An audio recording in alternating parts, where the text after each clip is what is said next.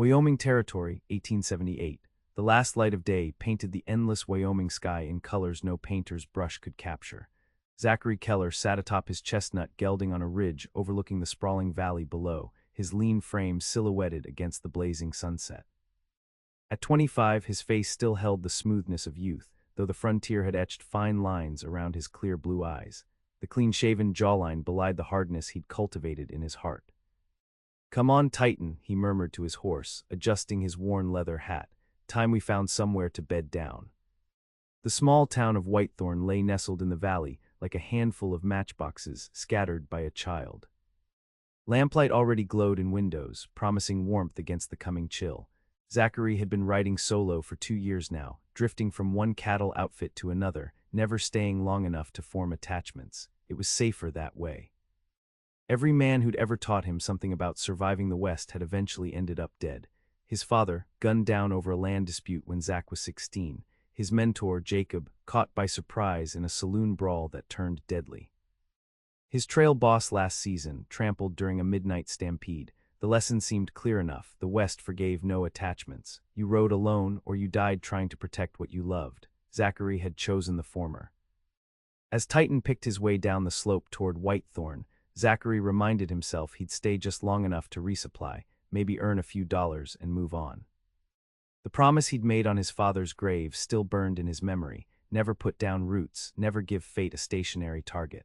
The main street of Whitethorn was little more than a wide dirt road lined with false-fronted buildings.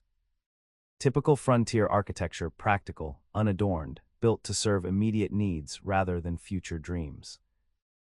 Zachary recognized the essentials: general store, saloon, blacksmith, small hotel. He dismounted outside the livery stable, where a grizzled older man emerged, wiping greasy hands on a rag. "Evening," the stable master called. "Looking for boarding." "Just for the night," Zachary replied. "He'll need a good rub-down and grain, been riding since dawn." The man nodded, taking Titan's reins. 3 bits for the night, including feed." Zachary handed over the coins, shouldered his saddlebags, and untied his bedroll. "Any work around these parts for a man who knows cattle?" "Might be. Rawlins spread northeast of town lost some hands last month. Trouble with rustlers." The stable master eyed him critically. "You handy with more than just cows, son?" Zachary knew what he was asking. "I can handle myself." The weight of the Colt revolver on his hip was as familiar as his own heartbeat. "Then you might want to talk to Daniel Rawlins. His daughter's been running things since he took sick. They're good people." Zachary nodded noncommittally. "I'll think on it. Where can a man get a hot meal around here?" "Widow Casey runs a decent boarding house down the street. Better food than the saloon, fewer complications." With a thankful nod, Zachary headed in the direction indicated. The spring evening was cooling rapidly as the sun disappeared entirely. His boots kicked up little clouds of dust as he walked, conscious of curious eyes tracking his progress from porches and windows. A stranger in a small town always drew notice. The boarding house was a 2-story white clapboard structure with green shutters and a small sign announcing rooms and board. It stood apart from the commercial buildings, boasting a neat garden plot along one side. As he climbed the 3 steps to the porch, the door opened. A woman stepped out carrying a basket of linens, nearly colliding with him. She gasped, startled by his sudden presence, and the basket tipped. Zachary's reflexes were quick. He caught the basket before it could spill, steadying the woman with his other hand on her elbow. "I apologize, ma'am," he said, stepping back respectfully once she was stable. "Didn't mean to startle you." That's when he got his first proper look at her, and something unfamiliar caught in his chest. She couldn't have been more than 22, with rich auburn hair partially pinned up, escaping tendrils framing a heart-shaped face. Her eyes, wide with surprise, were a striking deep green, like pine needles after rain. She wore a simple blue dress with a white apron, practical frontier clothing, but somehow it only enhanced her natural beauty. "No harm done," she replied, recovering her composure and reclaiming her basket. Her voice held a slight musical lilt. "Are you looking for accommodation, sir?" "Yes, ma'am. And a meal if it's not too late." She nodded, studying him briefly. "You're in luck. Supper's just being served. I'm Delilah Rawlins. This is my aunt's establishment." Rawlins, the name registered immediately, the daughter who was running the ranch. This delicate-looking woman was managing a cattle operation in Rustler Territory. Zachary Keller, he replied with a slight tip of his hat, much obliged for the welcome. She led him inside to a modest foyer. We have one room available upstairs. 75 cents includes supper and breakfast. Zachary dug into his pocket for the coins, noticing her discreet assessment of his trail-worn appearance.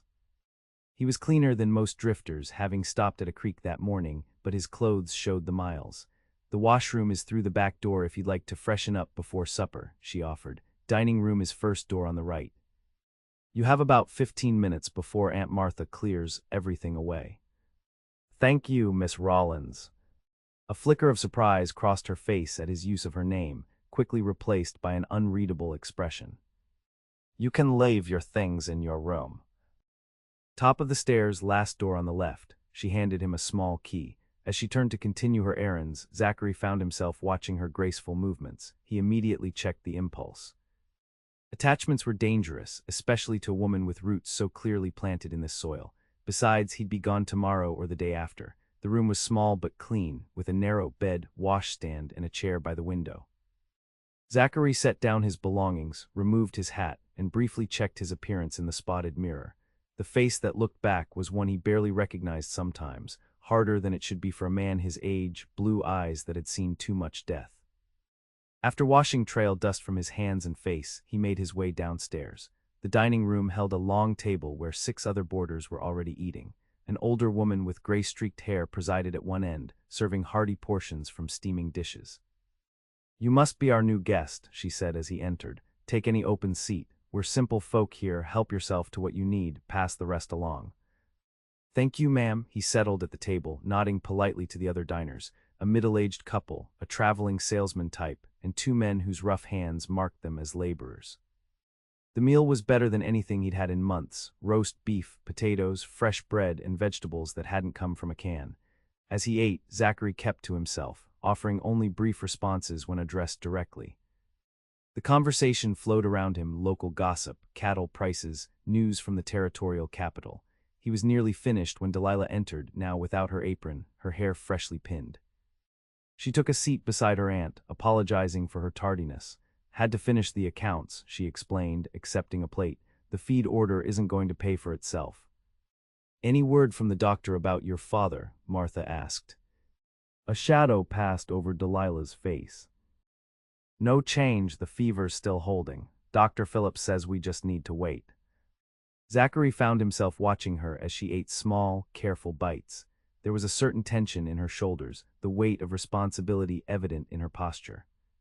He recognized it all too well. When the meal concluded, Zachary helped clear dishes without being asked, earning an approving nod from Martha.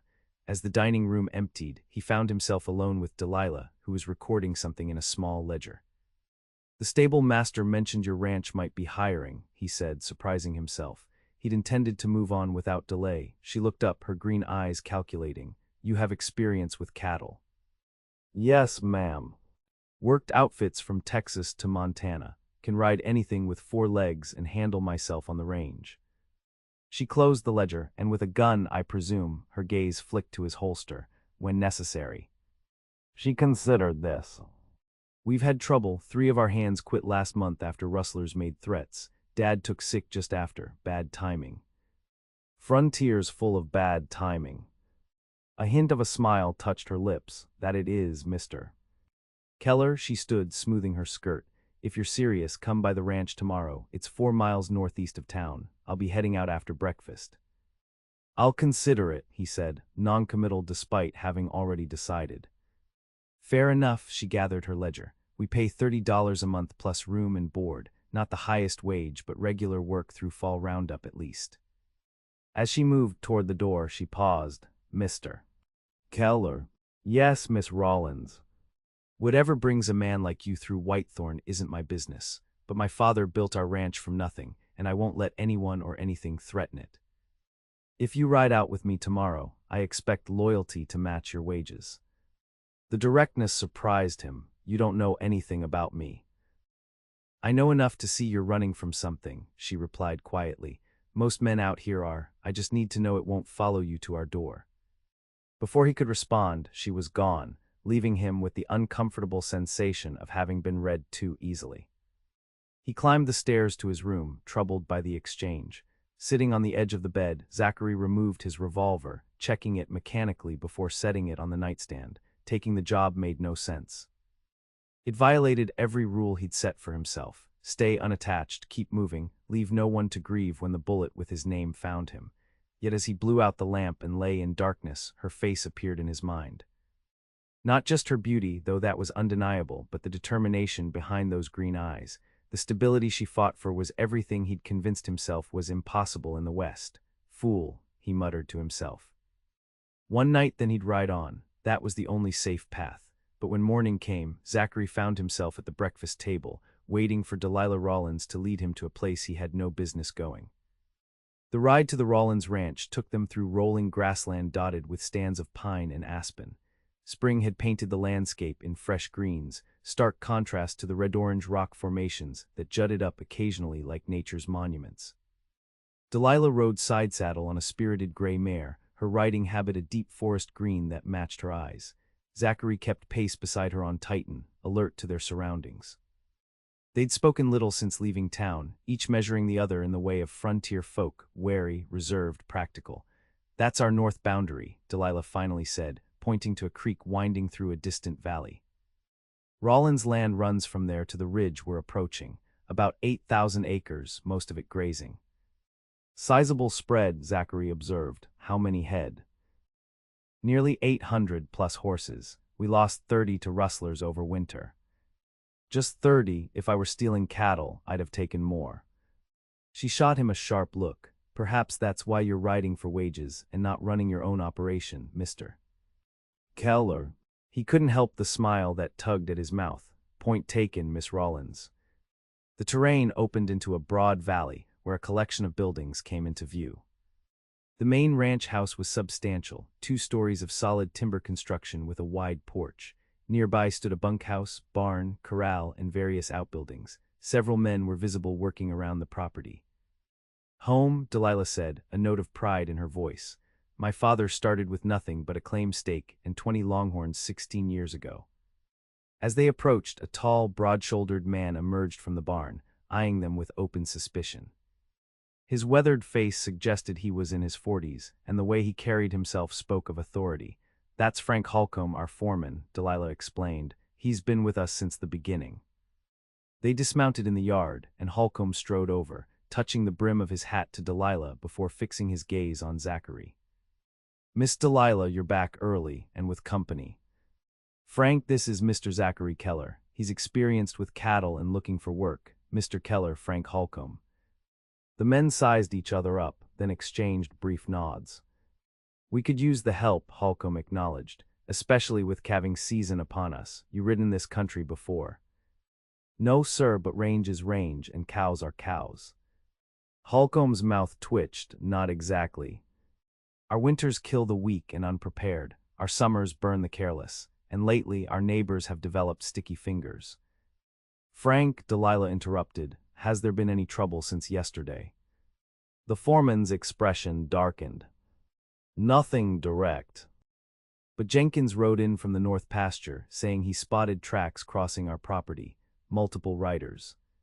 "Show me," she said, immediately businesslike. "You just got back." "Show me," she repeated, her tone brooking no argument.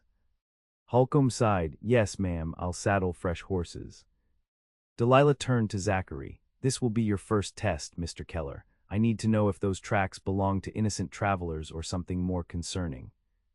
Within 20 minutes they were riding again, this time accompanied by Holcomb and a younger ranch hand introduced as Tim.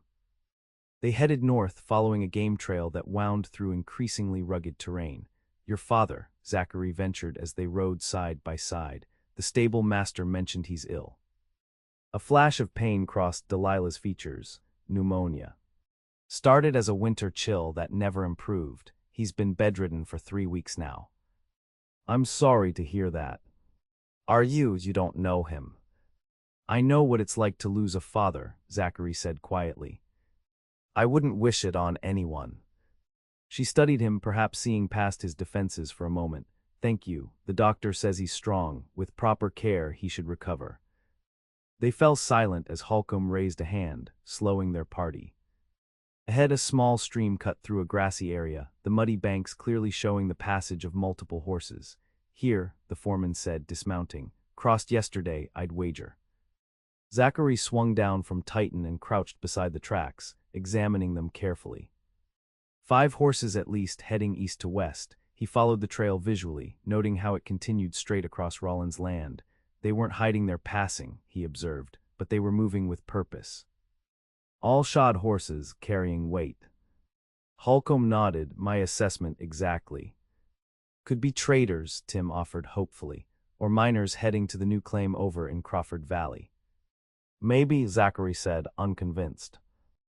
But they crossed at night, see how the tracks cut through undisturbed dew patterns. Honest travelers stick to daylight. Delilah dismounted, her skirts brushing the grass as she knelt beside him. You're certain? Reasonably.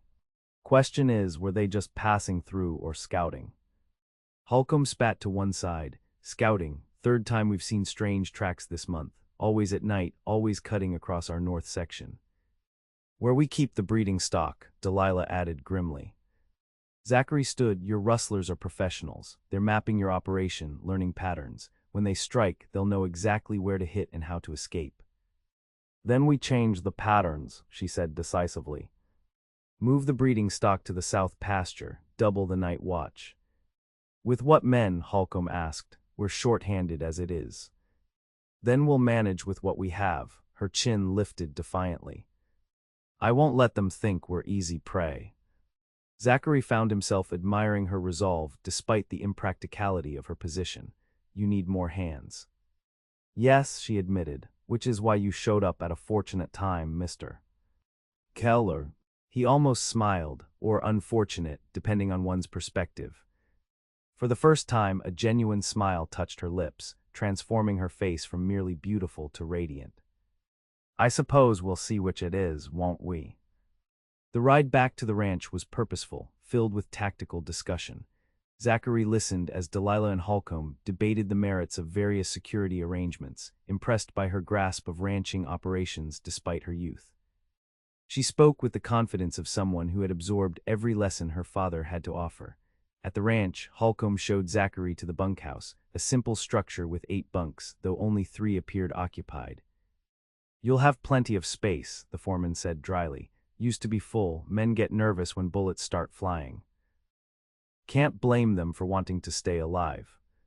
No, but I can blame them for breaking their word. Holcomb indicated an empty bunk. That's yours. Get settled, then meet me at the barn. Might as well put you to work immediately. Left alone, Zachary unpacked his meager possessions. The decision to stay still felt wrong, like putting on a boot that didn't quite fit. But something about Delilah Rawlins and her determination to hold onto what her father had built resonated with him. Perhaps because he'd failed to do the same when his own father died. The afternoon passed in a blur of activity. Holcomb worked him hard, clearly testing his claims of experience. Zachary mended fence, moved cattle, and helped deliver a breech calf, all tasks he handled competently. By sundown, he'd earned a grudging nod of approval from the foreman. As dusk settled over the valley, Zachary sat on the bunkhouse steps cleaning his tack, watching lamplight glow in the main house windows. He could see Delilah's silhouette moving inside, a reminder of the unexpected complication she represented. She's something, ain't she? Zachary glanced up to find Tim, the young ranch hand, leaning against the doorframe. Miss Rawlins. She seems capable. Tim laughed. Capable doesn't begin to cover it. That woman could outride, outshoot, and outthink most men in the territory. Been running this place alongside her father since she was 16. When he took sick, she stepped up without missing a beat. Her mother died in childbirth. Miss Delilah was raised by her father and a succession of housekeepers. None lasted long. She's 22 now, and some say she's too headstrong for her own good. Zachary returned to his work, uncomfortable with the personal turn of the conversation. Half the eligible men in 3 counties have tried courting her, Tim continued, oblivious to Zachary's disinterest. She turns them all away, says the ranch needs her full attention. Wise decision, Zachary muttered. Maybe, but no one should face this world alone.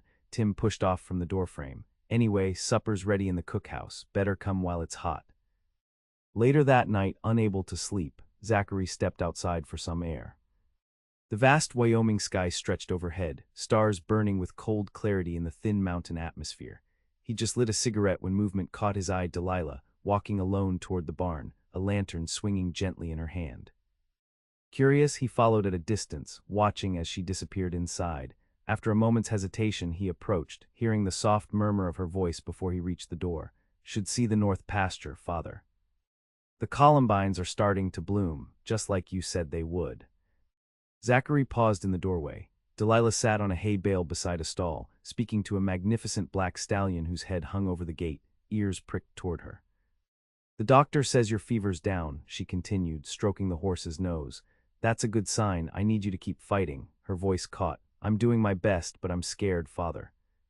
They're circling like wolves, waiting for weakness." The raw vulnerability in her words made Zachary feel like an intruder. He started to withdraw, but his boots scuffed against the dirt floor. Delilah whirled, rising to her feet in one fluid motion. "Who's there?" "Just me," he said, stepping into the lantern light. "I apologize for startling you." Her face, which had been soft with emotion moments before, hardened instantly. "Is there something you need, Mr. Keller?" "No, he gestured vaguely. "Couldn't sleep, saw your light." She studied him, clearly deciding how much to reveal. "This is midnight," she finally said, turning back to the stallion. "My father's horse, I come talk to him sometimes when," she trailed off. "When the weight gets too heavy to carry alone," Zachary finished quietly. Their eyes met in the dim light, a moment of unexpected understanding passing between them. "Yes," she admitted, "foolish, I suppose." "Not at all. We all need someone who listens without judgment." She smiled faintly. "Midnight is excellent at that, better than most people." "Horses generally are." Zachary approached slowly, offering his hand to the stallion, who sniffed it cautiously before allowing him to stroke his neck. "Fine animal. Good bloodlines. Father raised him from a colt. They've been inseparable for 8 years." She watched Zachary's gentle handling of the horse. "You have a way with them." "My father bred quarter horses in Texas before we moved north. I learned early." "Texas?" Interest flickered in her eyes. "That's a long way from Wyoming." "A lifetime ago," he said, deliberately vague. She seemed about to press for details, then thought better of it. "Well, Mr. Keller, I should return to the house, early morning tomorrow." As she gathered her lantern, Zachary found himself reluctant to end their conversation. "Miss Rawlins." She paused. "Yes." "For what it's worth, I think your father would be proud of how you're handling things." Something vulnerable flashed across her face before she masked it. "Thank you, good night, Mr. Keller." He watched her walk back toward the house, her straight-backed posture betraying none of the fear she'd expressed moments earlier to a horse who couldn't answer. For the first time in years, Zachary felt the dangerous stirring of something he'd thought long buried, the urge to protect someone other than himself. Days stretched into weeks as Zachary settled into the rhythm of ranch life. The work was familiar, physically demanding but straightforward. He rose before dawn, worked until dusk, and fell into bed exhausted. It was a schedule that left little time for reflection, which suited him fine. The rustlers remained a shadow threat. Twice more they found tracks crossing Rawlins' land, but no cattle went missing. Delilah's strategy of changing patterns seemed to be working, at least temporarily. Spring advanced steadily. Calving season brought sleepless nights but healthy additions to the herd.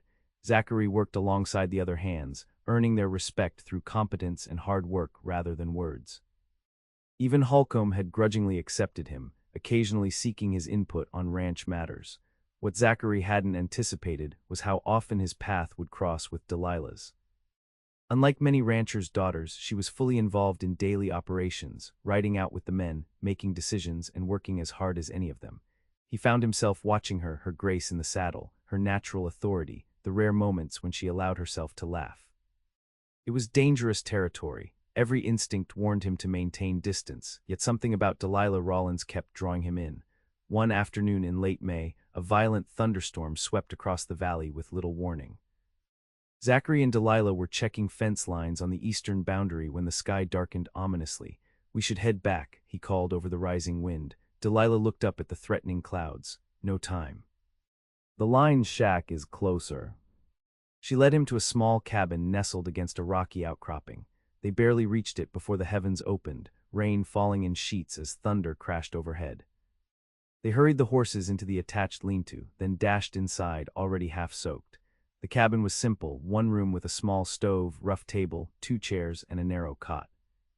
Delilah moved efficiently, finding matches and lighting a lamp, then kneeling to start a fire in the stove. There should be dry wood in the box, she said, shivering slightly as she worked.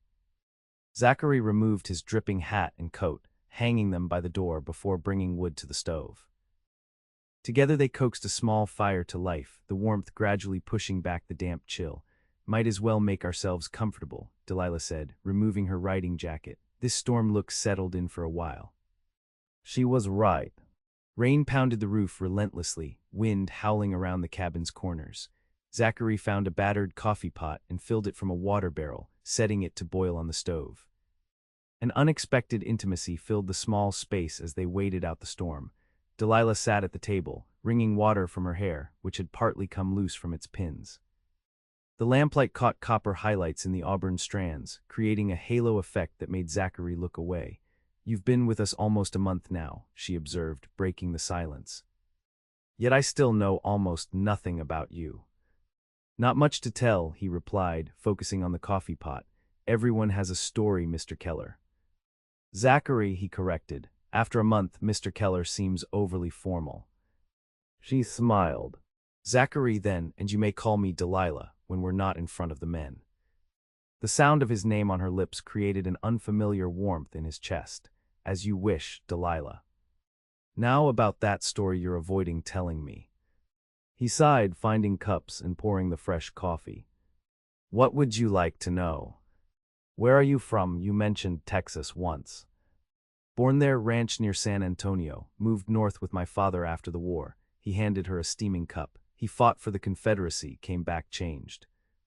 Couldn't stay where memories lived." "And your mother?" "Yellow fever when I was 10. Her eyes softened with empathy. "I'm sorry, mine died giving birth to me. Sometimes I wonder if it's easier or harder, never having known her."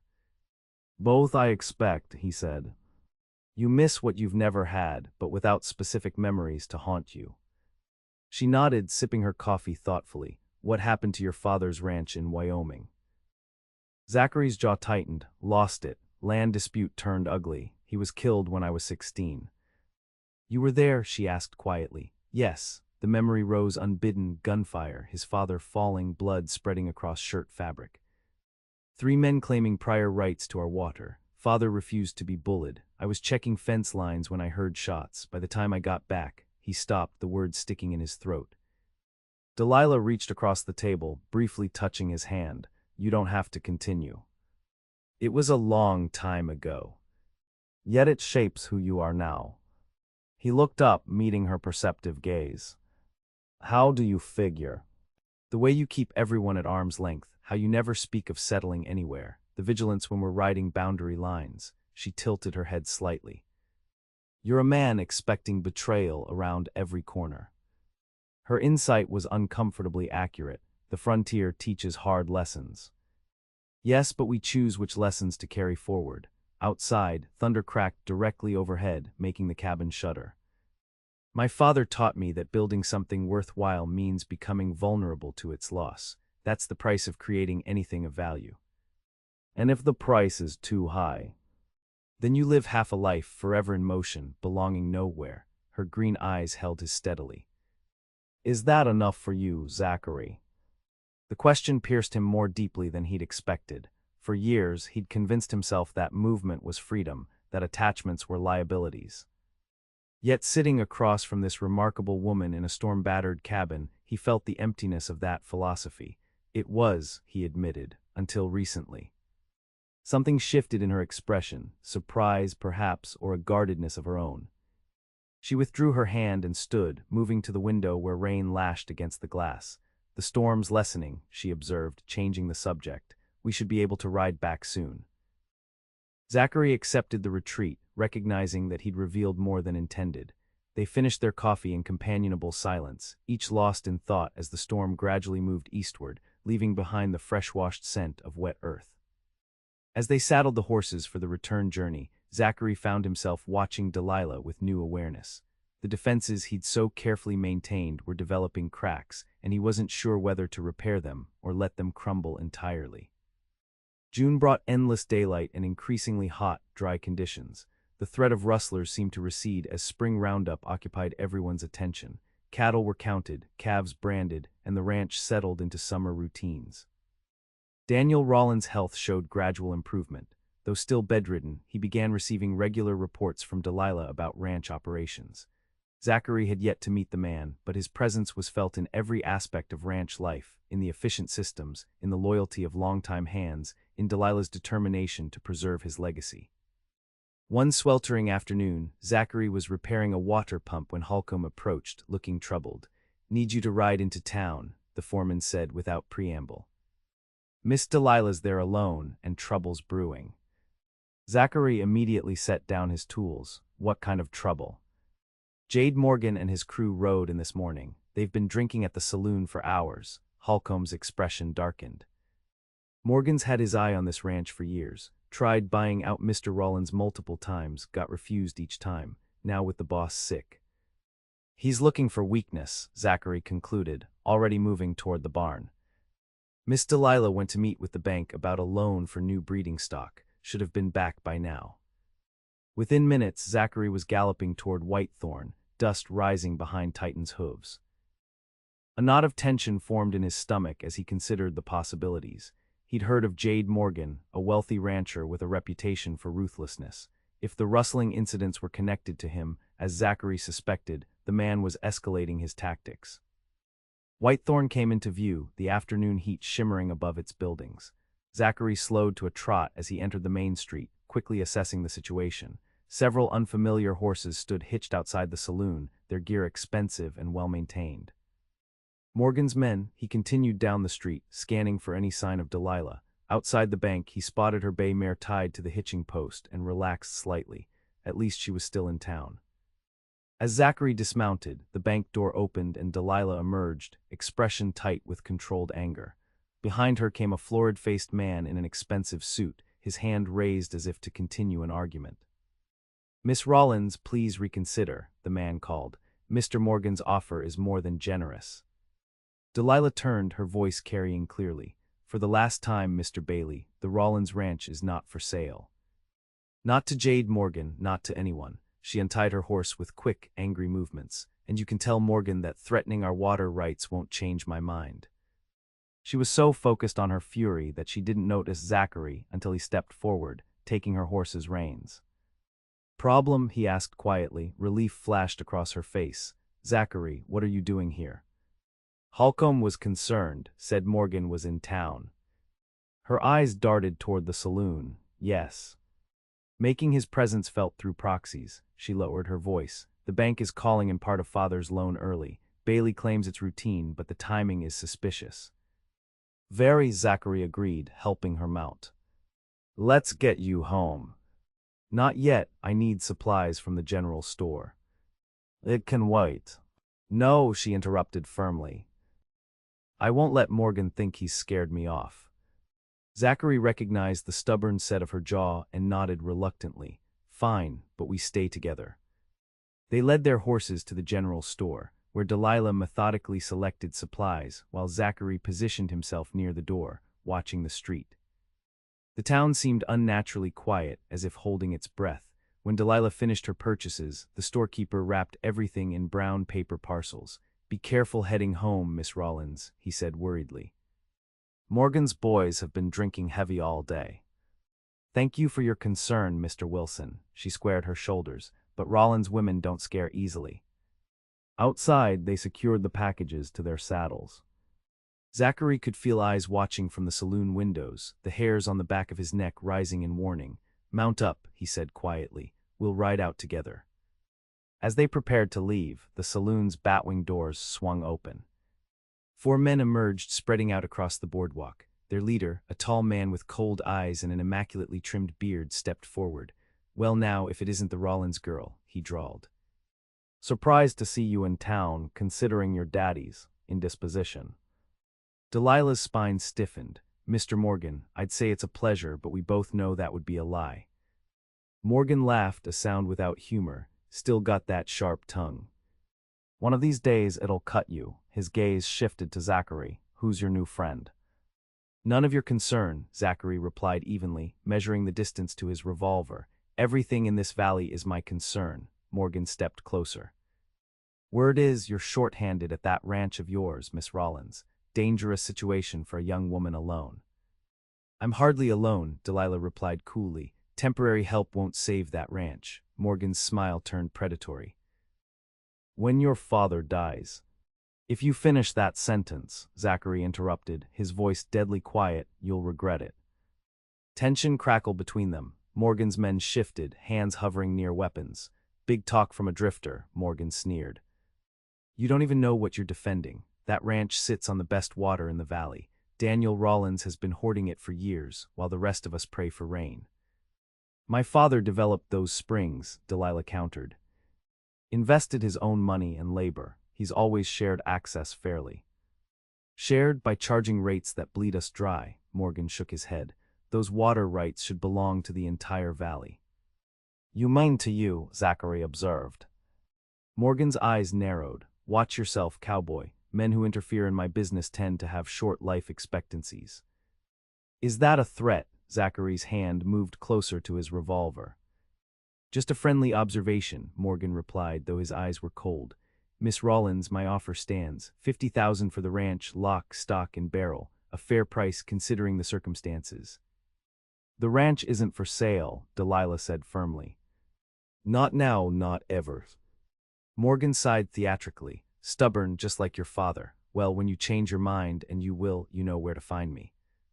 He tipped his hat mockingly and sauntered back toward the saloon, his men following after shooting meaningful glances at Zachary.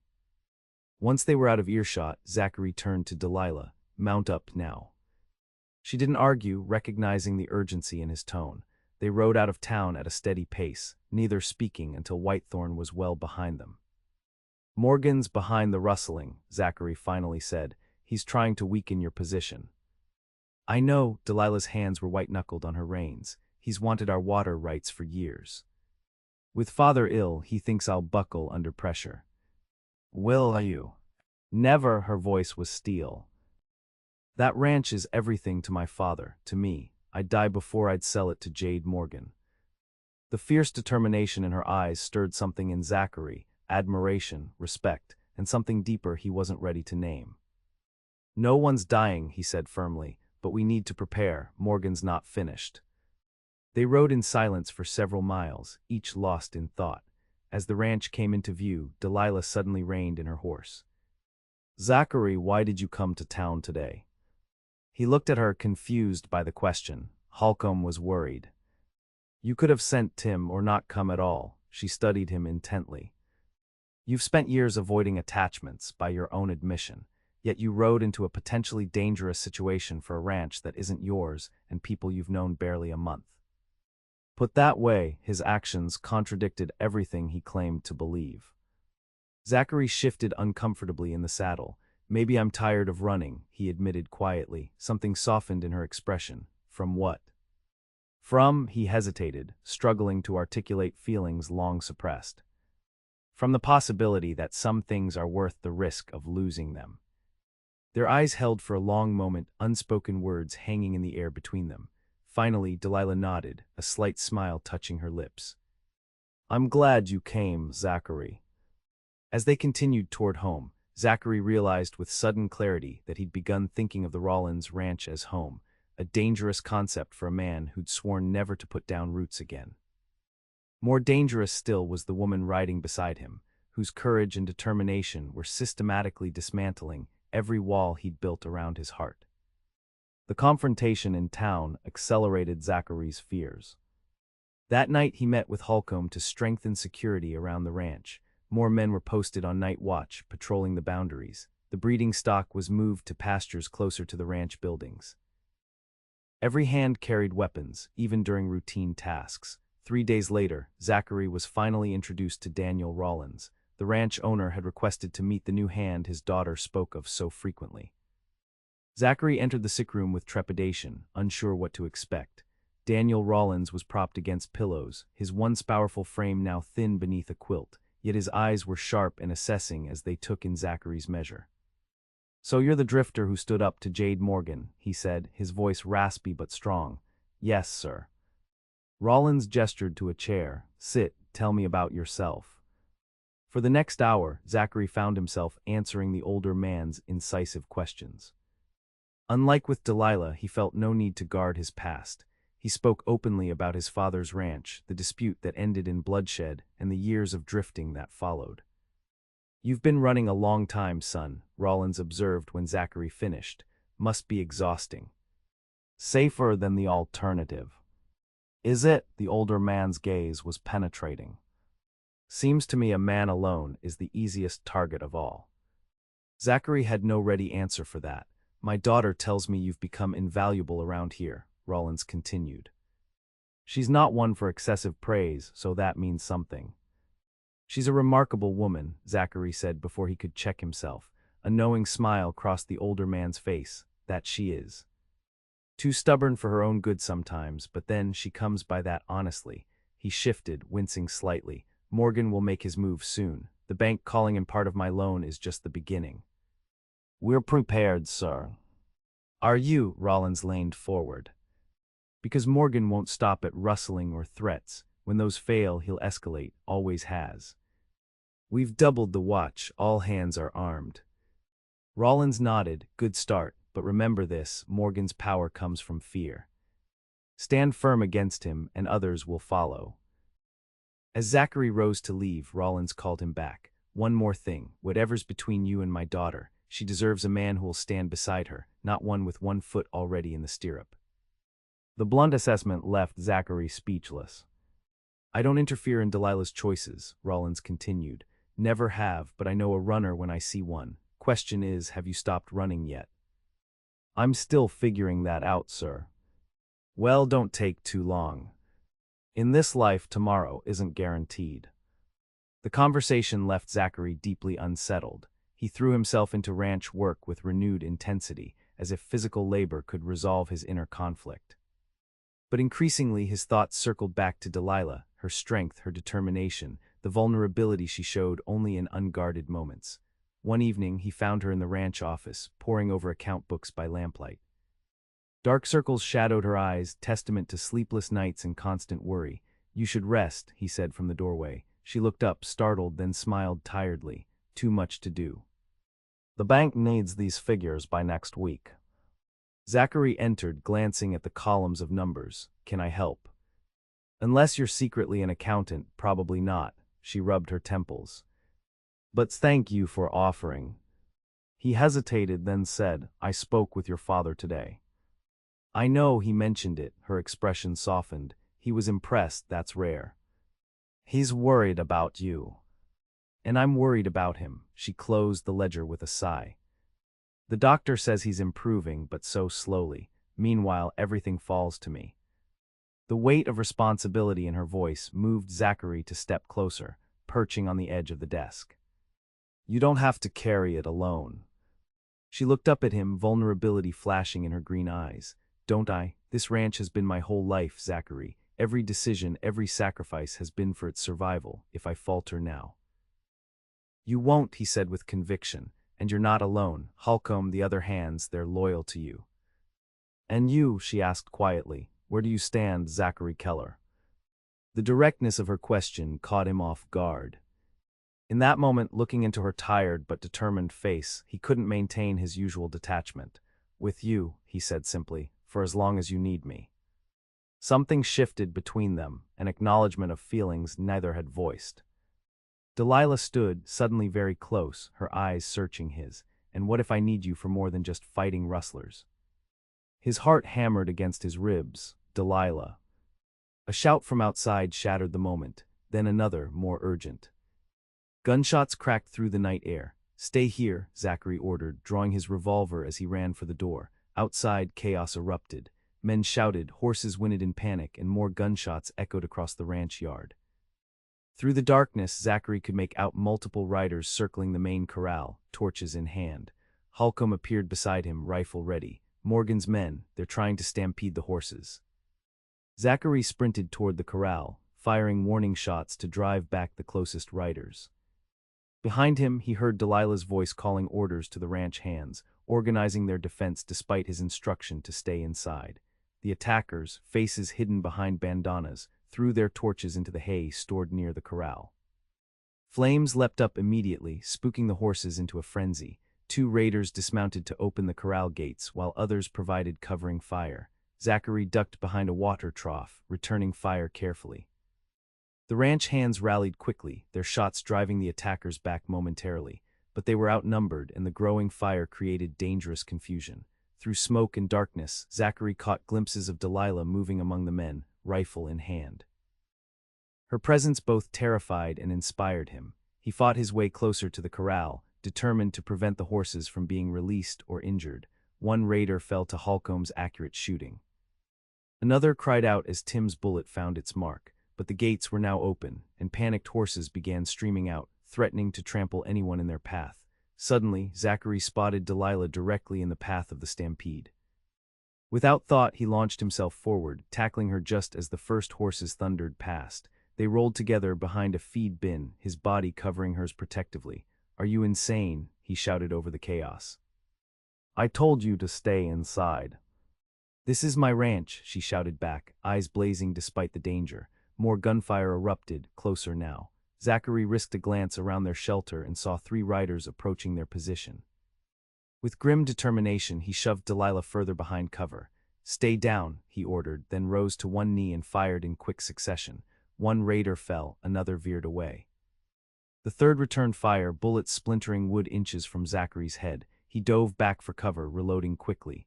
"There are too many," Delilah said, her voice steady despite the fear evident in her eyes. "We just need to hold them off until they realize the cost is too high." Zachary checked his ammunition. "Morgan wants to scare you, not start a war." As if to contradict him, a bullet whizzed between them, embedding itself in the ground.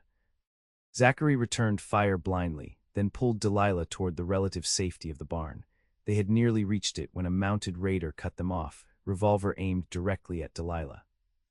Time seemed to slow as Zachary saw the man's finger tighten on the trigger. Without hesitation, he threw himself in front of Delilah, firing upward as he moved. His bullet caught the raider in the shoulder, spoiling his aim. But the man's shot still found a target. White-hot pain exploded in Zachary's left side, the force of it spinning him around. He staggered, dimly aware of Delilah's scream, and another shot, hers, that dropped the raider from his saddle. Then her arms were around him, supporting his suddenly leaden body. "Zachary, oh God, you're hit." "Not bad," he managed, though the spreading warmth against his shirt suggested otherwise. She half-dragged him into the barn, lowering him onto a pile of hay. Outside, the gunfire was lessening, suggesting the raiders were retreating. "Let me see," Delilah demanded, pulling his shirt up with trembling hands. The bullet had torn through his side, leaving an ugly furrow that bled freely. Not immediately fatal, but serious enough. "Needs binding," he said through gritted teeth. "Then I can get back out there." "You're not going anywhere." Her voice broke as she tore strips from her petticoat to create a bandage. "Why did you do that? Why would you risk yourself for me?" Despite the pain, Zachary found himself smiling faintly. Thought that was obvious by now. Tears filled her eyes as she worked to staunch the bleeding. "You barely know me." "Know enough," he winced as she tightened the bandage. "Know you're worth dying for." "Don't say that," she whispered fiercely. "Don't you dare die, Zachary Keller." Holcomb burst through the barn door, rifle ready. "Miss Delilah, are you?" He stopped short, seeing Zachary's condition. "How bad?" "He needs a doctor," Delilah said, her practical nature reasserting itself. "What's happening outside?" "They're gone, took some horses with them, burned part of the hay storage. One dead on their side, 2 wounded on ours, Tim and Charlie." "Badly." "Tim's got a crease on his arm. Charlie took one in the leg, but the bleeding's under control." Delilah nodded decisively. "Send someone for Dr. Phillips immediately. Tell him we have 3 wounded."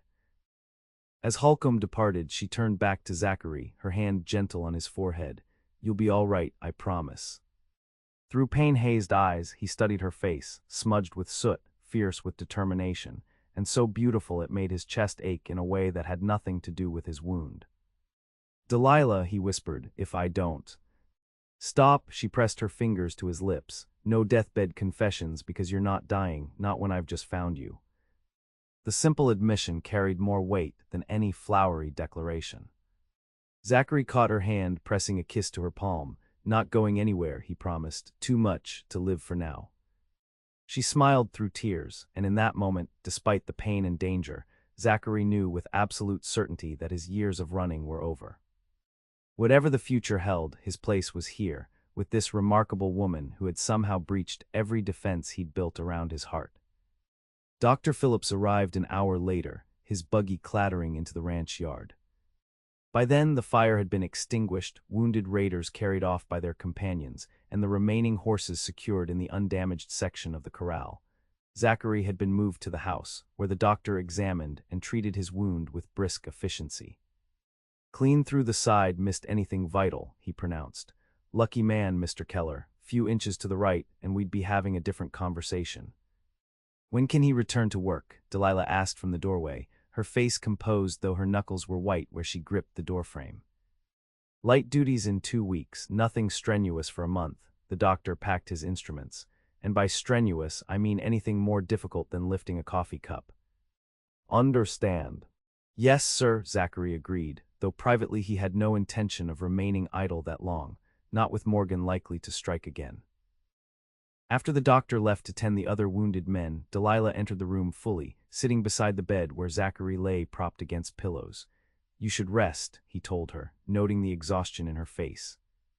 So should you, she reached out, brushing hair from his forehead in a gesture so tender it made his breath catch. You saved my life tonight. You saved mine too, that shot you took. Was lucky, she interrupted. And doesn't compare to throwing yourself in front of a bullet for me. Her voice wavered. No one's ever done that before. Zachary caught her hand. I'd do it again. I'd rather you didn't have to, she sighed, the events of the night catching up to her. Morgan won't stop, this was just a warning. I know, but neither will we. She studied him, a question in her eyes. A month ago you were determined to keep moving. What changed, Zachary? The answer seemed suddenly, blindingly obvious. I found something worth staying for. The simple declaration hung between them, loaded with meaning. For a moment Delilah looked vulnerable, uncertain in a way he'd rarely seen. You don't mean the ranch, she said softly. No, despite his injury he sat straighter, needing her to understand. Delilah, I've spent years convinced that caring about anything or anyone was a death sentence, that the only safety lay in having nothing to lose. And now I know that's not living. It's just existing. He tightened his grip on her hand. You showed me that some things are worth the risk, worth fighting for.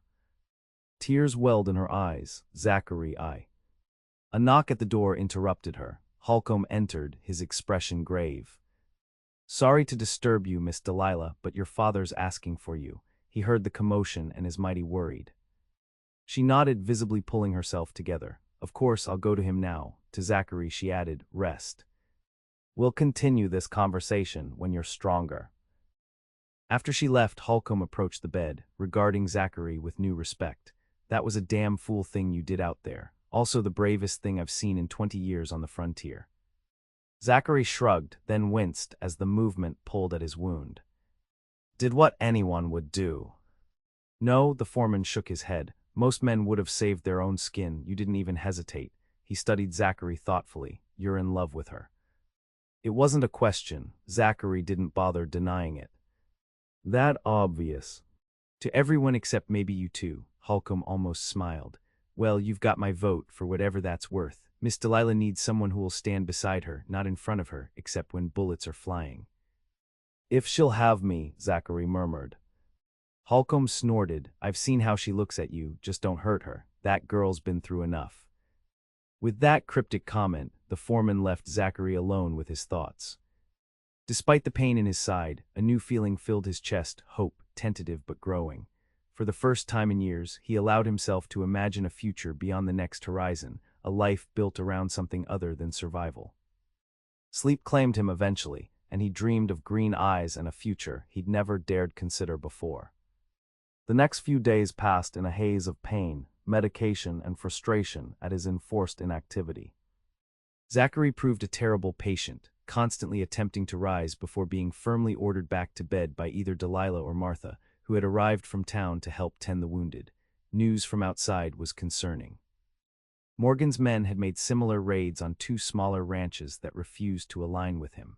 The territorial marshal had been summoned, but his arrival was still days away. Meanwhile, tension in the valley escalated as ranchers were forced to choose sides.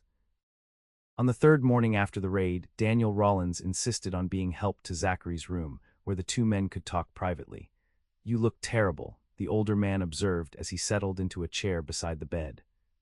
"You're one to talk," Zachary replied with a hint of a smile. Despite his improvement, Rawlins remained gaunt, his breathing labored. "Fair enough, two invalids plotting strategy." Rawlins leaned forward. "Morgan's getting desperate. These raids aren't like him, too direct, too public. He prefers working through proxies, maintaining plausible deniability." "He thinks your illness gives him an opening," Zachary agreed. "Believes Delilah will buckle under pressure." "He doesn't know my daughter very well," pride-colored Rawlins' voice. "But I'm worried, Keller. This feud has festered for years, and now it's coming to a head at the worst possible time. With both of us laid up, Delilah's carrying too much alone." "She's stronger than you think." "Oh, I know exactly how strong she is, that's not the point." Rawlins fixed him with a penetrating stare. "Morgan wants our water rights. Always has. These raids, the pressure on the bank, it's all aimed at forcing a sale." "He won't succeed." "Perhaps not, but how many people get hurt in the meantime?" The older man sighed heavily. "I've been thinking about offering a compromise. Shared water rights, legally documented. It would undercut his primary justification." "Zachary considered this. You think he'd accept?" "I think it would divide his support. Many in the valley have legitimate concerns about water access. If we address those directly, Morgan loses his moral leverage." The strategy was sound. More importantly, it might prevent further violence without requiring Delilah to surrender what was rightfully hers. "Have you discussed this with your daughter?" Zachary asked. "Not yet. She's protective of what we've built, sees any compromise as weakness." Rawlins smiled faintly. "Wonder where she got that." "She wants to make you proud." "I've been proud of her since the day she was born." Rawlins' voice softened. "But I want her to have a life beyond this ranch, Keller. A future with someone who treasures her as she deserves." The implication hung in the air between them. Zachary met the older man's gaze steadily. "If you're asking my intentions, sir." "I think they're clear enough from the bullet wound in your side," Rawlins interrupted. "Question is, are you staying once you're healed, or will the horizon start calling again?" It was the question Zachary had been asking himself since regaining consciousness. The old instinct to run still whispered at the edges of his mind, but it grew fainter every time he saw Delilah. "I'm staying," he said with quiet certainty, "if she'll have me." Rawlins nodded, seemingly satisfied. "Good, now about this compromise." Their conversation was interrupted by the door opening.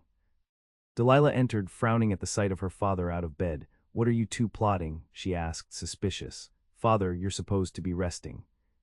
"Just comparing battle scars," Rawlins replied innocently. "Keller's got me beat. Mine are all on the inside." She wasn't fooled, and I suppose ranch strategy never came up. "Well, now that you mention it," Rawlins gestured for her to join them. "I've been considering a new approach with Morgan." As her father outlined his compromise proposal, Delilah's expression grew increasingly troubled. When he finished, she shook her head firmly. "No, absolutely not. We earned those water rights. Every drop represents your blood and sweat, father. I won't give Morgan an inch." "Not giving, sharing, there's a difference." Rawlins leaned forward earnestly. "Listen to me, Delilah.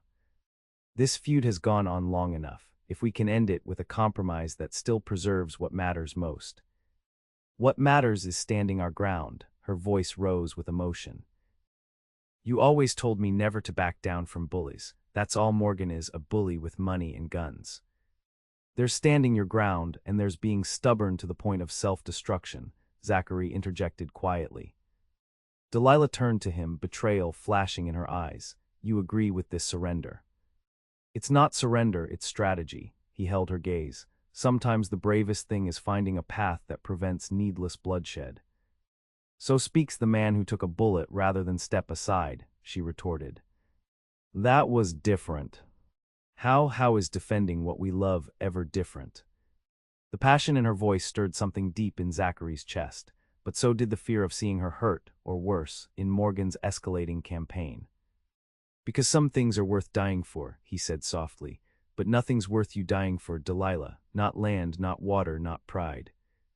She stared at him, conflict evident in her expression. Then without another word she turned and left the room. Rawlins sighed heavily. Well, that went as expected.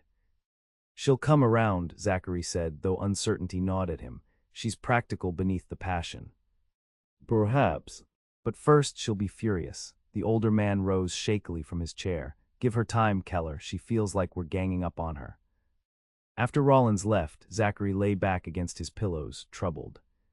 He understood Delilah's position. Compromise could indeed appear as weakness to someone like Morgan, but the stakes were escalating dangerously, and her safety mattered more than any principle. For the first time in years, Zachary found himself praying, not with formal words, but with the desperate hope of a man who'd finally found something worth living for, and was terrified of losing it. True to Rawlins' prediction, Delilah avoided Zachary for the next 2 days. She sent Martha with his meals and checked on his wound only when she thought he was sleeping. Her absence was more painful than the bullet had been. On the 3rd day, frustrated beyond endurance, Zachary forced himself out of bed. His side protested sharply, but he gritted his teeth and dressed slowly, determined to end this impasse. He made his way carefully downstairs, leaning heavily on the banister. Martha intercepted him at the bottom. Just where do you think you're going, young man? Need to speak with Delilah, he replied, wincing as a fresh stab of pain shot through his side. She's in the barn, but you're in no condition. Martha, he interrupted gently, either help me get there, or watch me fall on my face trying.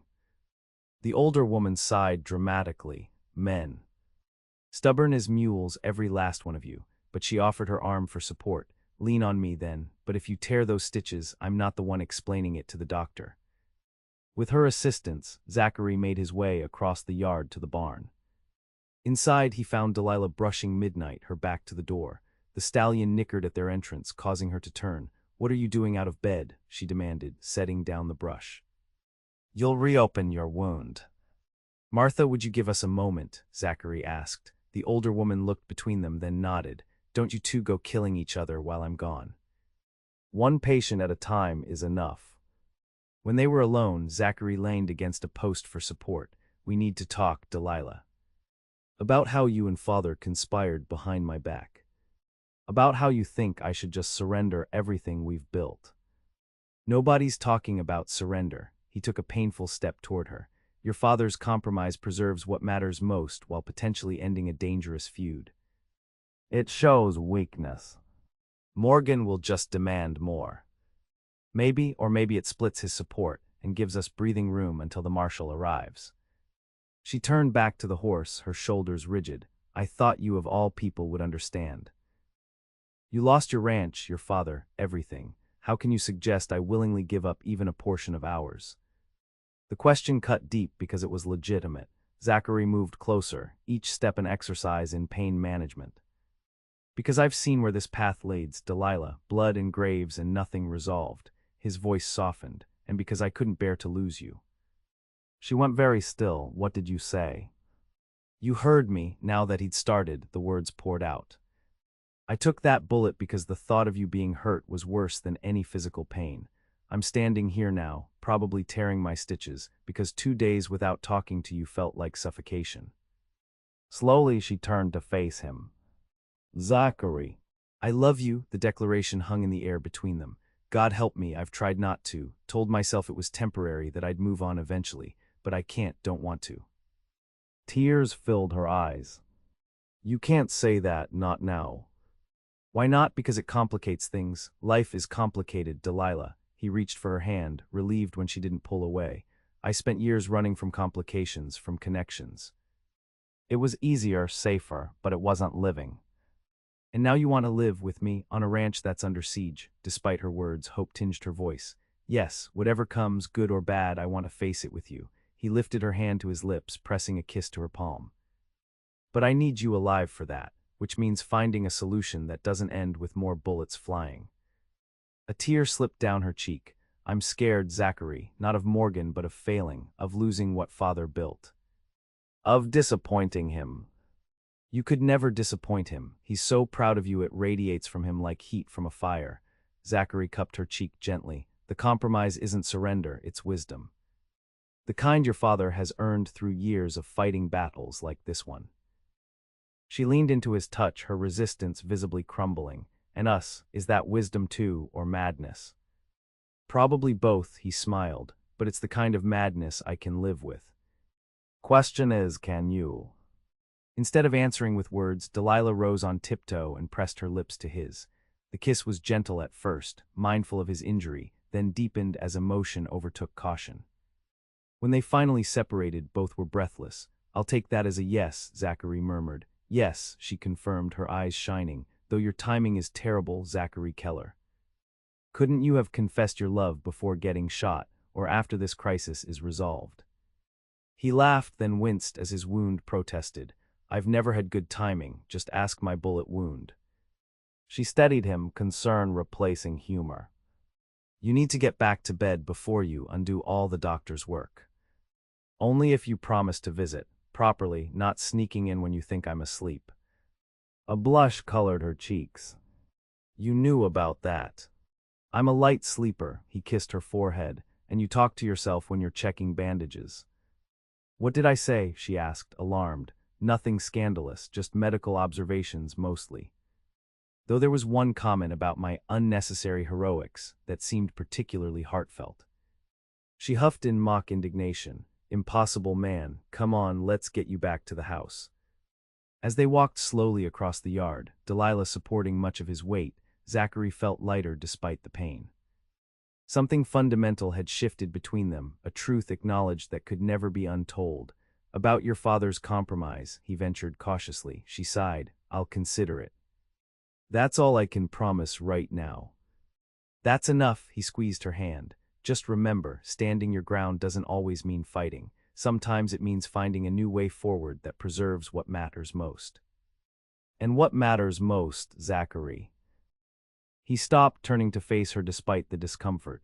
This, us, the future we could build together, that's worth any compromise. The vulnerability in her eyes matched his own as she nodded. Yes. Yes, it is.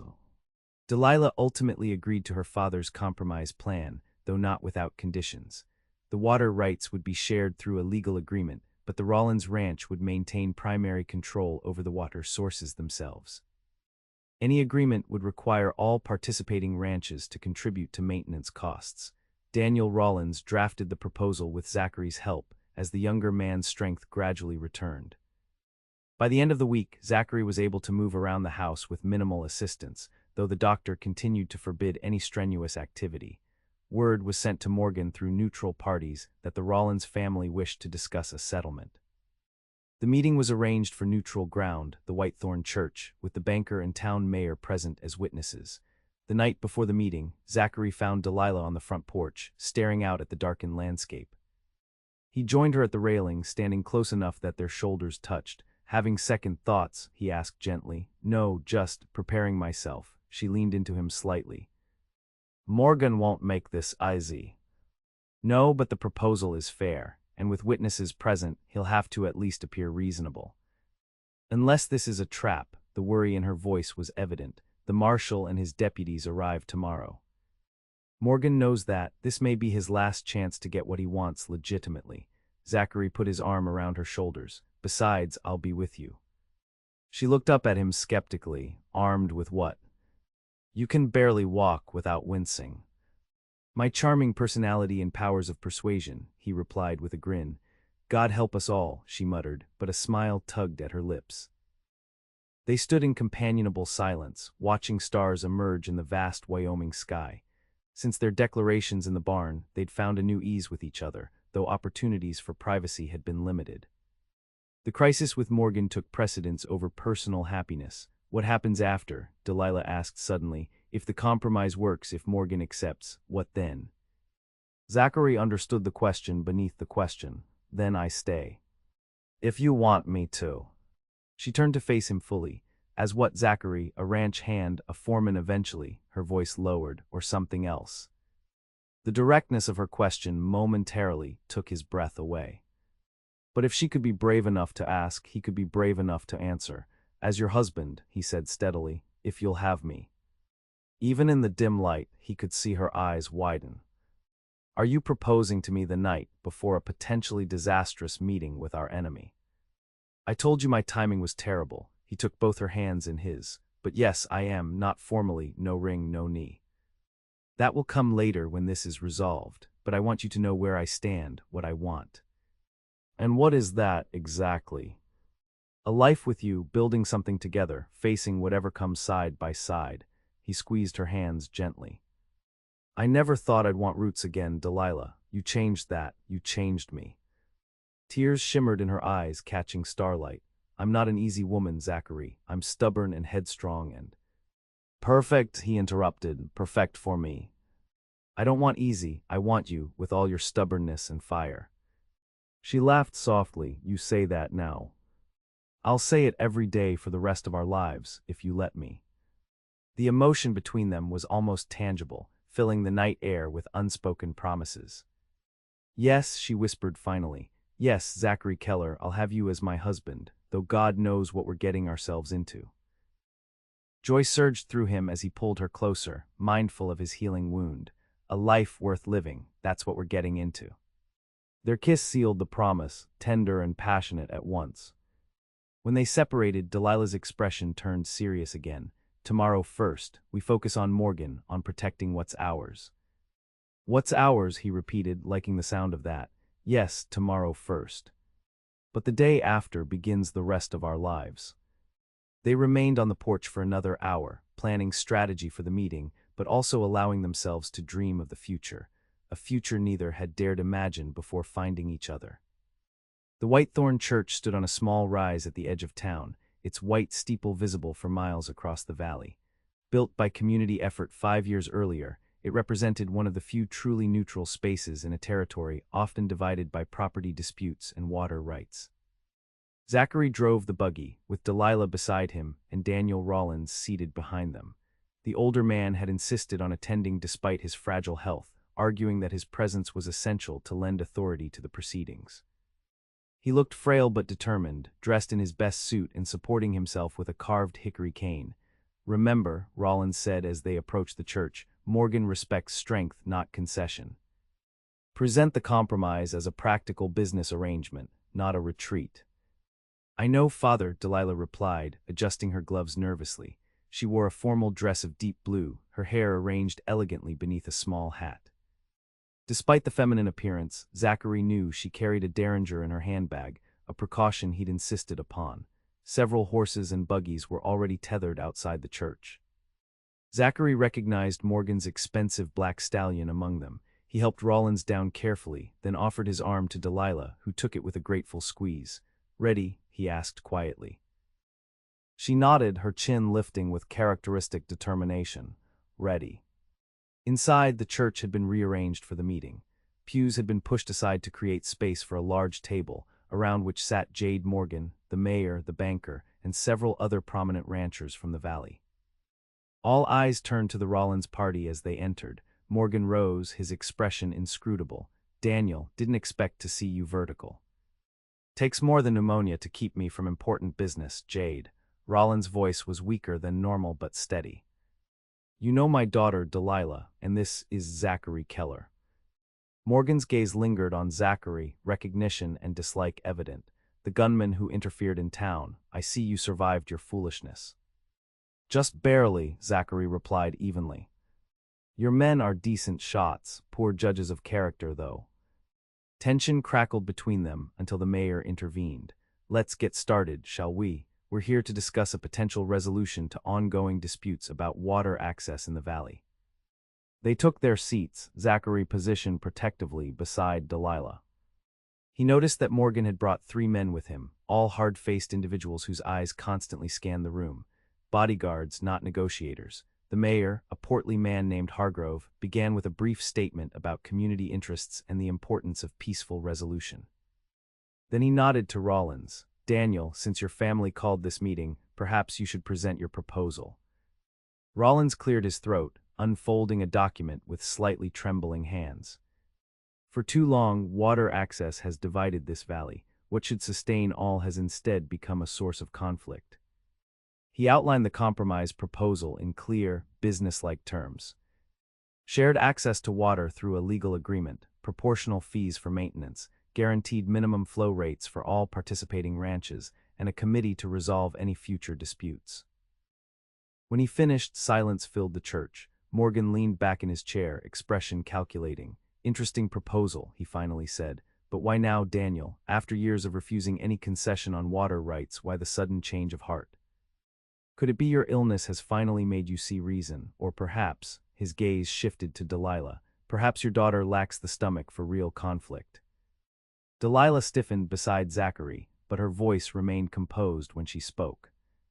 This proposal isn't born of weakness, Mr. Morgan. It's recognition that endless feuding serves none of us. The water is sufficient for all if managed properly. Pretty words, Morgan replied dismissively. But I wonder if they'd be offered if your ranch wasn't currently undermanned and vulnerable. Our staffing is not the issue at hand, Zachary interjected. The proposal stands on its merits, regardless of circumstance. Morgan's eyes narrowed. And what's your stake in this, Cowboy? Last I heard, drifters don't typically involve themselves in water rights disputes. My stake is peace in this valley, Zachary replied evenly, and my status has changed. I'll be staying permanently at the Rawlins Ranch. A murmur ran around the table as the implication of his words registered. Delilah's hand found his under the table, squeezing tightly. I see, Morgan said slowly. Well, that certainly clarifies things. The mayor cleared his throat. Perhaps we could focus on the proposal itself. It seems reasonable on first reading, though details would need to be finalized. The banker Bailey nodded agreement. The economic stability of the entire valley would benefit from resolved water disputes. Property values alone would increase significantly. Morgan's jaw tightened. For several long moments, he seemed to be calculating his options. Finally, he leaned forward, placing both hands flat on the table. The proposal has merit, he acknowledged reluctantly. But I would require certain guarantees: primary access during drought conditions, representation on any committee proportional to my property holdings. Those points are negotiable, Rawlins conceded. Within reason. What followed was 2 hours of detailed negotiation, with Morgan attempting to insert clauses that would give him effective control of the water committee, and Rawlins calmly but firmly resisting. Throughout, Delilah contributed clear-headed analysis of technical aspects, impressing even Morgan's allies with her grasp of ranch operations. Zachary spoke little, observing instead. He noted how Morgan's men positioned themselves around the room, how the rancher's eyes occasionally flicked to the windows as if expecting something or someone. A sense of unease grew in his gut. When the meeting finally adjourned for a brief recess, he pulled Delilah aside. Something's not right, he murmured. Morgan's playing for time. She frowned. You think he's planning something, here with witnesses? Not here. But he keeps checking the windows, and his men are too alert for a simple negotiation.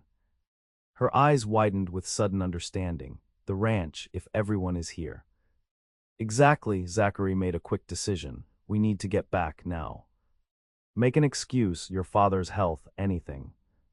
Delilah nodded, then approached the mayor and Morgan, who were consulting in low voices. Gentlemen, I'm afraid we need to continue this tomorrow. My father's strength is waning, and the doctor was clear about overexertion. Morgan's expression was too satisfied, too willing. Of course, your father's health must come first. Shall we reconvene tomorrow morning? Yes. Same time, she turned to help her father, whispering urgently in his ear. Rawlins looked alarmed but nodded, allowing Zachary and Delilah to assist him toward the door. Morgan watched them go, a slight smile playing around his lips. Outside, Zachary helped Rawlins into the buggy with quick, efficient movements. We need to hurry, he said tersely. I think the ranch is about to be hit. Morgan wouldn't dare, Rawlins protested. Not with the marshal due today. That's exactly why he would, Delilah countered, gathering the reins. His last chance before law arrives in force. They set off at the fastest pace the buggy could manage on the rough road. Zachary's side throbbed with every jolt, but he ignored the pain, scanning the horizon anxiously. About halfway back, they spotted a column of smoke rising from the direction of the ranch.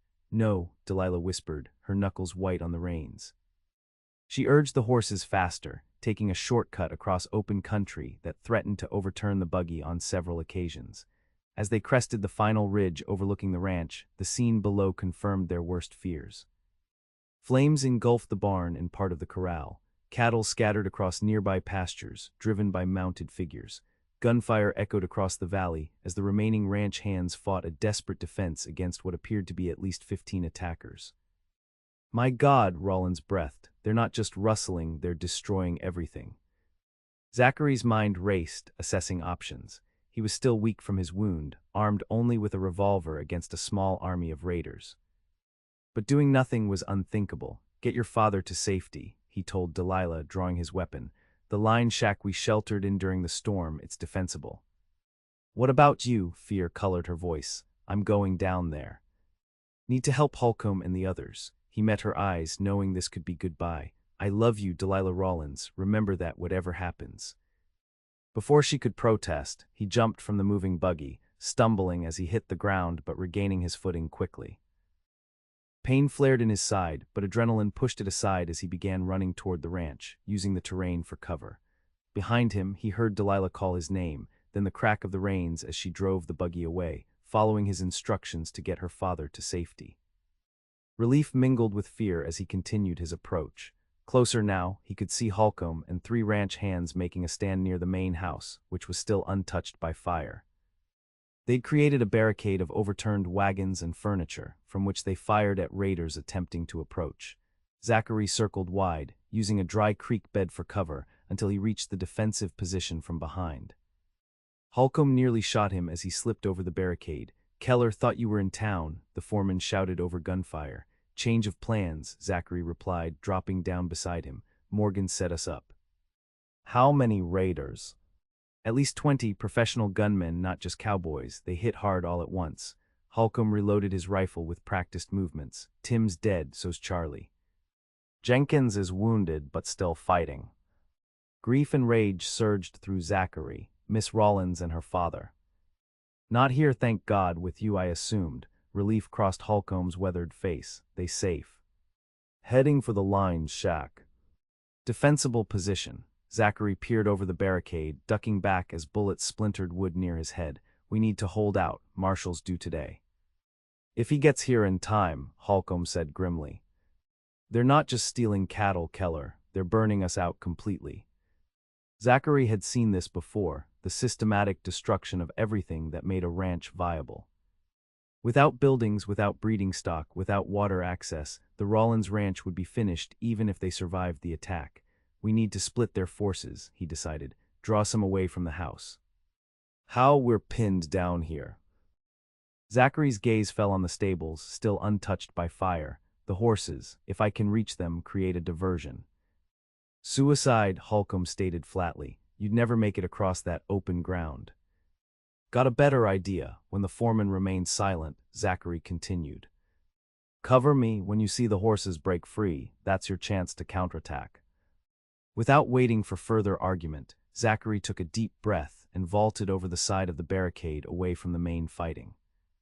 Pain lanced through his side as he landed, but he pushed forward, using scattered debris for minimal cover as he zigzagged toward the stables. Bullets kicked up dirt around him. He returned fire occasionally, not aiming to hit, but to make his pursuers keep their distance. His wound reopened, warm blood seeping through his shirt, but the stables drew closer with each desperate lunge. Just as he reached the stable door, a bullet creased his upper arm, spinning him around. He fell against the door, using his momentum to push it open, then rolled inside. The familiar smell of hay and horses filled his nostrils as he lay gasping on the floor, fighting waves of pain and dizziness. No time for weakness. With effort, he pushed himself upright, taking stock of his surroundings. Most of the stalls were occupied. Morgan's men had been so focused on stealing cattle and burning outer buildings that they'd overlooked the horses, including Midnight, who watched him with intelligent eyes from the largest stall. "Time to make some noise, boy," Zachary muttered, moving to release the stallion first. As he opened stall doors, he spoke soothingly to each agitated horse, then moved to the rear entrance of the stable. It opened onto the pasture behind the house. If he could drive the horses out in a group, they'd create the diversion he needed. Gunfire continued outside, but more sporadically now, suggesting the raiders thought victory was nearly assured. Perfect timing for a surprise. Using his belt and a pitchfork, Zachary improvised a torch from hay and barn lantern oil. With his revolver in one hand and the unlit torch in the other, he positioned himself at the rear door, ready to release equine chaos into the battle. "Sorry about this," he murmured to the nervous horses. Then he lit the torch and waved it in a wide arc, simultaneously shouting at the top of his lungs. The effect was immediate and dramatic. The horses bolted for the open door, Midnight leading the charge with a shrill whinny that sounded almost like a battle cry. Zachary flattened himself against the wall as the animals thundered past, then tossed his torch onto a pile of hay near the far wall. Smoke billowed quickly as he followed the horses out, staying low and using their dust cloud as cover. From his new position, he could see raiders scrambling to avoid the stampeding horses, their organized assault dissolving into confusion. At the barricade, Holcomb recognized the opportunity immediately. He and the remaining ranch hands emerged from cover, firing with newfound aggression at the disorganized raiders. Two fell immediately, others retreated toward their own horses. Zachary circled through the smoke, targeting raiders attempting to regroup. His side burned with every movement, and his vision occasionally blurred, but determination drove him forward. This was no longer just a job. He was defending his future, his home, the woman he loved. A familiar figure caught his attention, one of Morgan's lieutenants from the town confrontation, directing men with sharp hand signals. Zachary took careful aim and fired, catching the man in the shoulder. As he fell, the remaining raiders began a disorganized retreat, some abandoning stolen cattle in their haste to escape. Slowly, improbably, the tide turned. Without centralized leadership, the raiders lost cohesion, each man now focused on personal survival rather than completing their destruction. When Holcomb and his men pushed forward from their barricade, the retreat became a rout. Zachary was moving to join Holcomb when a sharp voice stopped him. "That's far enough, Cowboy." He turned slowly to find himself facing Jed Morgan, who must have ridden hard from town to join his men. The rancher's expensive suit was dust-covered, his face flushed with rage rather than exertion. Most damning, his revolver was aimed steadily at Zachary's chest. "Should have stayed in town," Morgan growled. "Could have lived to ride away from this mess." "Never planned on riding away," Zachary replied, calculating his odds.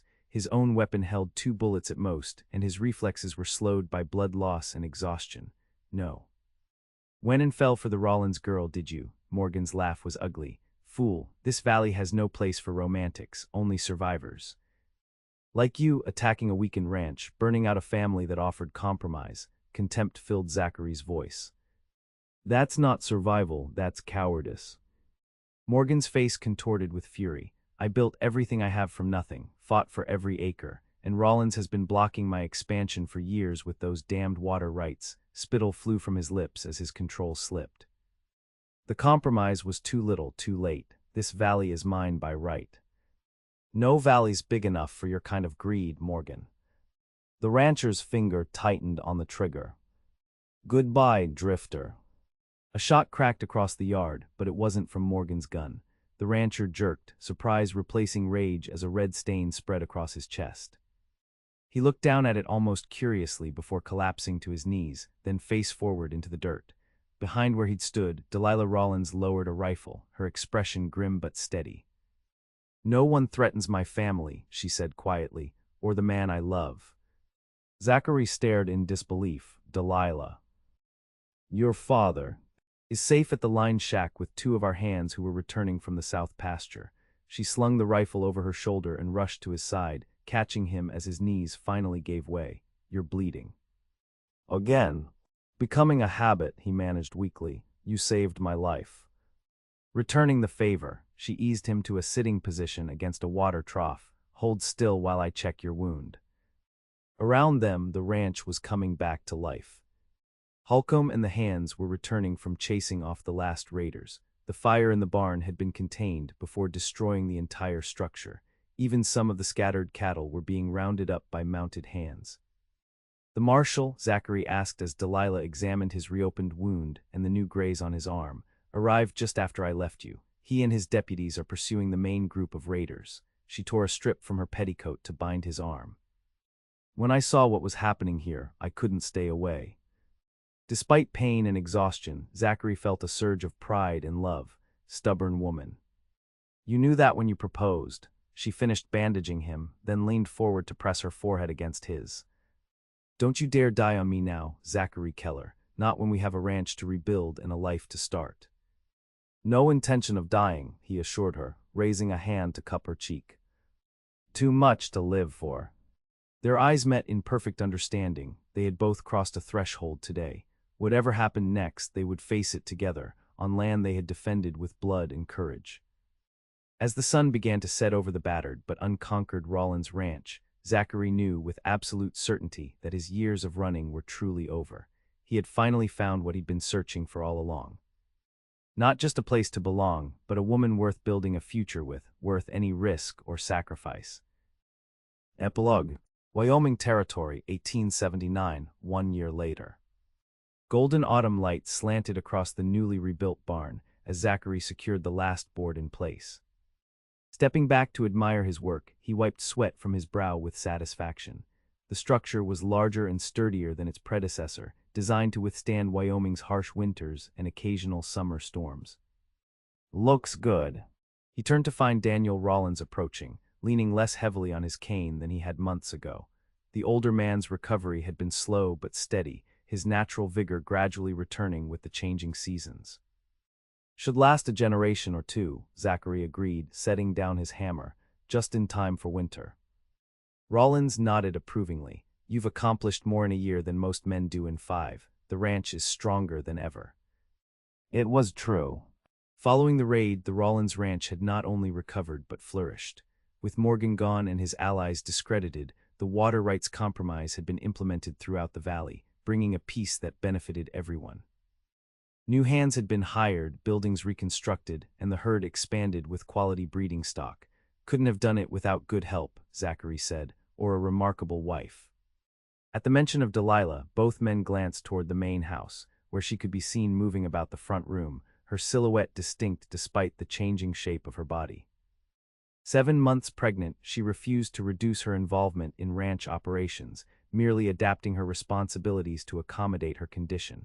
She's as stubborn as her mother was, Rawlins said fondly. Though she's finally agreed to let Martha handle more of the household duties. Only because Martha threatened to quit if Delilah didn't start resting more, Zachary replied with a grin. They walked together toward the house, their pace unhurried. The afternoon was pleasant, with the bite of approaching winter held at bay by lingering summer warmth. Around them, the ranch hummed with productive activity, hands moving cattle to winter pastures, smoke rising from the bunkhouse chimney, chickens scratching in the new coop. Any word on the new rail line? Rawlins asked as they walked. Survey team confirmed the route last week. Station will be built 10 miles south, close enough to transform our shipping costs. Zachary had been instrumental in negotiating with the railroad, leveraging connections from his traveling years to secure favorable terms for valley ranchers. Good, that'll make all the difference come spring. Rawlins paused at the base of the porch steps. You know, when Delilah first brought you home, I had my doubts. Thought you might be another drifter who'd disappear when things got difficult. Zachary smiled wryly. That was the plan originally. Plans change, people change. The older man clapped him on the shoulder. I've never been happier to be wrong about someone. Before Zachary could respond, the front door opened and Delilah emerged, one hand supporting her lower back, the other shading her eyes against the afternoon sun. Her pregnancy had softened her features while adding a luminous quality to her beauty. She wore a simple blue dress, modified for her changing figure, her auburn hair braided and pinned up to combat the heat. Are you two admiring your handiwork or plotting more expansions I should know about? She called, her tone affectionately scolding. Can it be both? Zachary replied, climbing the steps to join her. He kissed her cheek, then placed a gentle hand on her rounded belly. How are you feeling? Like I'm carrying a future bronc rider, she said with a laugh. Your child hasn't stopped moving all afternoon. That's the Rawlins blood, her father commented as he followed Zachary up the steps. You were the same before you were born. Nearly kicked your poor mother to pieces. The three of them entered the house together, moving to the sitting room where tea had been laid out. This had become their ritual, gathering in late afternoon to discuss the day's events and plan for tomorrow. Often Holcomb would join them, the foreman's practical input valuable for operational decisions. Today, however, was family only. As Delilah poured tea, Zachary found himself marveling at how completely his life had transformed. A year ago he'd been a solitary drifter, convinced that attachments were dangerous and permanence impossible in the untamed West. Now he was a husband, soon to be a father, and co-owner of one of the most prosperous ranches in the territory. The transition hadn't been entirely smooth. There had been moments of doubt, old fears resurfacing when challenges arose, but each time Delilah had been there, her unwavering belief in him stronger than his own uncertainties. They'd married 2 months after the raid, a simple ceremony in the Whitethorn Church, followed by a celebration that brought together the entire valley. By then, most of Morgan's former allies had distanced themselves from his tactics, eager to embrace the new spirit of cooperation that followed his death. "You're thinking too hard again," Delilah observed, breaking into his reflections. She handed him a cup of tea, her fingers brushing his deliberately. "Just counting blessings," he replied with a smile. She settled beside him on the sofa, close enough that their shoulders touched. "Any particular ones?" "You this," he gestured to encompass the room, the ranch, their life together. "All of it." Daniel Rawlins chuckled. "Marriage has made you sentimental, son." Among other things, Zachary acknowledged good-naturedly. Their conversation turned to practical matters, winter preparations, spring breeding plans, the nursery being readied upstairs. As they talked, Zachary's hand found Delilah's, their fingers intertwining in the casual intimacy of deep connection. Later, after supper when Daniel had retired to his room, Zachary and Delilah stepped onto the porch to enjoy the evening air. Stars were beginning to appear in the darkening sky, pinpricks of light in the vast Wyoming darkness. "A year ago today," Delilah said softly, "you were still in town, debating whether to take the job here." "Best decision I ever made," he replied, drawing her into the circle of his arms, her back against his chest. "Though I didn't know it at the time." "You were so determined to keep moving." She leaned her head back against his shoulder. "What really made you stay, Zachary? Was it the ranch, the work?" "You know it wasn't." He pressed a kiss to her temple. "It was a stubborn, beautiful woman who looked at a drifter and saw something worth believing in." She turned in his embrace, her expression serious in the fading light. "I said I wasn't worth your time, remember? That first night when you were recovering from your wound. And I told you that you were worth everything to me." His hand cradled her face gently. "Still are, always will be. Even when I'm difficult. Even when I argue with every decision you make." Her tone was light, but vulnerability lingered beneath the words. "Especially then," he smiled. "Your fire is what I fell in love with, Delilah Keller. I wouldn't change a thing about you."